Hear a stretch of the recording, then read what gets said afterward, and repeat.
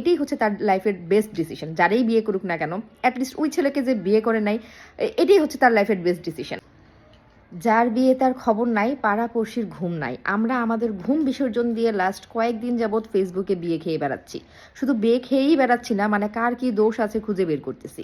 Normally আগে শুনতাম যে বিয়ে ঠিক হলে কাউকে জানাইতে হয় না, কারণ বিয়ে ঠিক হলে জানাইলে আশেপাশের মানুষজন বদনাম ছড়ায়, তখন আর বিয়ে হয় না, মানে বিয়ে ভেঙে যায়।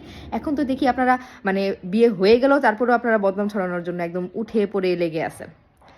একজন বিয়ে করছে, সে দেখতে সুন্দর না, তো সমস্যা কি? সে দেখতে সুন্দর না হলে আপনার সমস্যা কি? আপনি তারে বিয়ে করবেন? তার ডিগ্রি নাই, আপনি তারে চাকরি দিবেন? তার ডিগ্রি দিয়ে আপনার কি যায় আসে?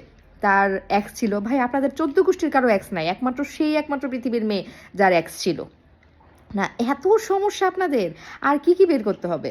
আর যে মানে ছেলে প্রাক্তনকে নিয়ে কথা বলার জন্য টক শোতে আসতে পারে, এই ছেলেরে বিয়ে না করার মতো একটা গুড ডিসিশন নিছে রোজা।